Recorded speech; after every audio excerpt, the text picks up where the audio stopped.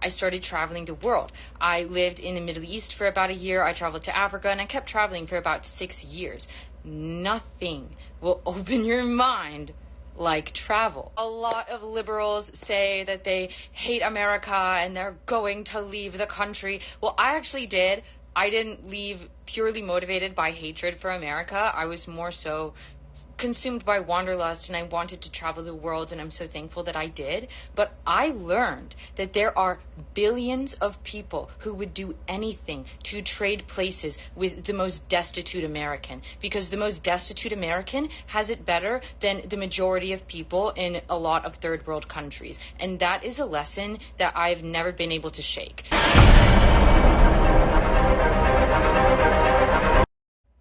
A lot of you wanted to know how I made the change from a radical leftist protesting Donald Trump to a free thinker ready to vote for Trump in the next election. So here's my story.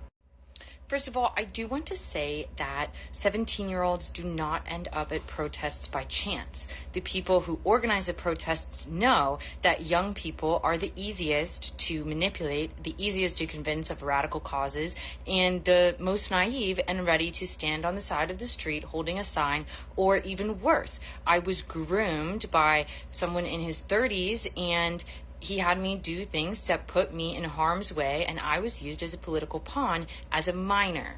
I admit that I made mistakes. I should not have thought that way. So here's my story. I'm not going to make this video all about why I thought the way I did, more about how I changed and how I grew. I do want to clarify that I've never voted in a presidential election. I have always either been off the grid or abroad, and I've never had the chance to cast a ballot. I started traveling the world. I lived in the Middle East for about a year. I traveled to Africa, and I kept traveling for about 6 years. Nothing will open your mind like travel. A lot of liberals say that they hate America and they're going to leave the country. Well, I actually did. I didn't leave purely motivated by hatred for America. I was more so consumed by wanderlust, and I wanted to travel the world, and I'm so thankful that I did. But I learned that there are billions of people who would do anything to trade places with the most destitute American, because the most destitute American has it better than the majority of people in a lot of third world countries. And that is a lesson that I've never been able to shake. So when I returned from Africa and I started questioning things, a lot of the leftists that I knew and I was friends with, they did not like the questions I was asking. Like, if America's so bad, how come every person I met in Africa was enamored with my passport? They were more patriotic than me. That's when I started to question, like, what if America was great?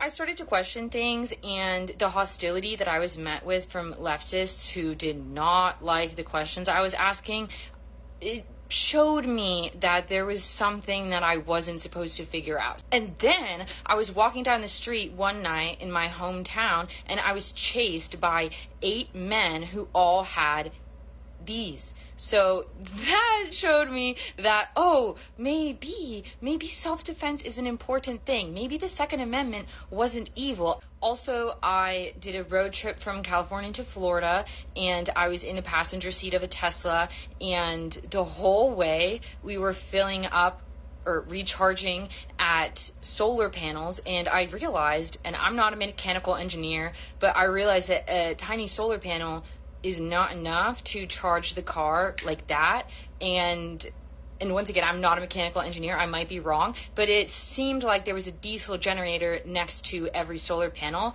So this humbled me, because before that I was, everyone needs electric cars, we're gonna destroy the planet. But then I started to realize these electric cars are actually powered by diesel. And Elon Musk, you can correct me if I'm wrong, I totally respect Elon Musk. No matter what the answer is for what those diesel generators were, it helped me start to think, maybe I'm not being told the truth about climate change. Maybe there's more to the picture. It humbled me, just like traveling humbled me, to make me take a step back and think, oh, there's more to the picture that I'm not seeing. Also, in 2020, I moved to California, and I expected to meet all people who thought like me. I thought everyone in California was Democratic. But then I realized a truth that seems to be true all over the world, that leftists gather in the cities, then that gives them more power, and people with common sense live in the rural areas. So I met a lot of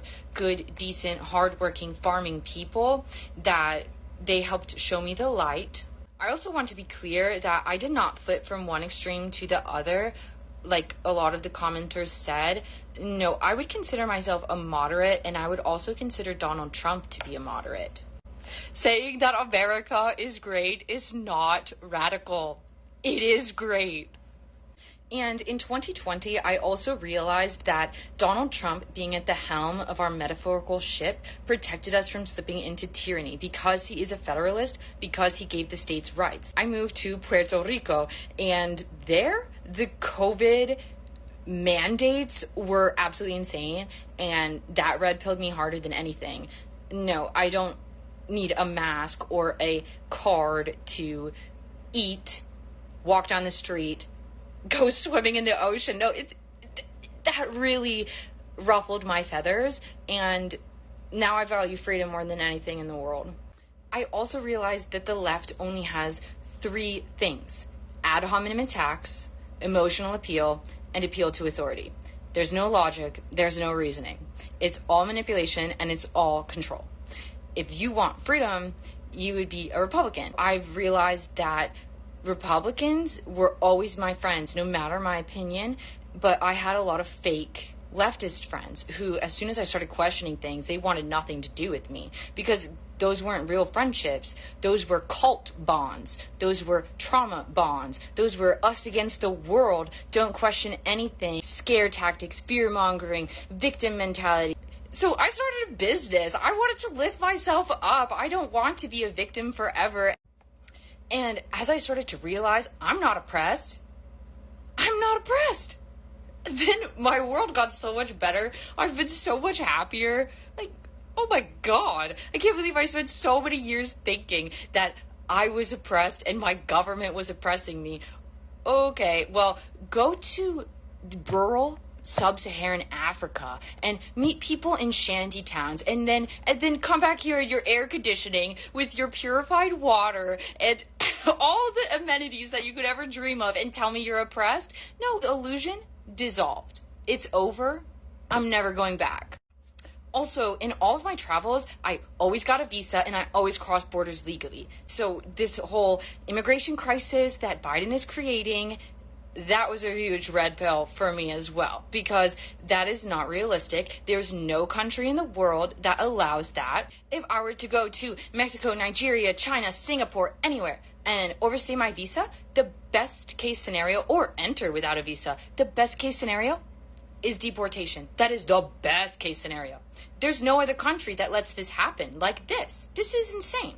And the final straw that broke the camel's back was I became an author. And as an author and owning a publishing company, I started to do market research, and I realized how terribly authors are treated and how the tentacles of leftism have infiltrated every aspect of the publishing industry, and you just can't do anything right. You can't write this, you can't write that, you can't say this, you can't say that. Well, guess what? I will love J.K. Rowling till the day I die. I continue to be red-pilled because now I'm researching American history. And yes, I learned American history in school, but I thought it was boring and I didn't care. But now I see the value of this great country. Now I see the vision of Alexander Hamilton, and I understand what this country has the potential to become. Thank you for everyone who left nice comments. It's really warms my heart. I was scared to break my silence, but here we are, and we're all in this together, and God save America. For more great videos, download the Walkaway Social app at walkawaysocial.com. Share your testimonial and join our community.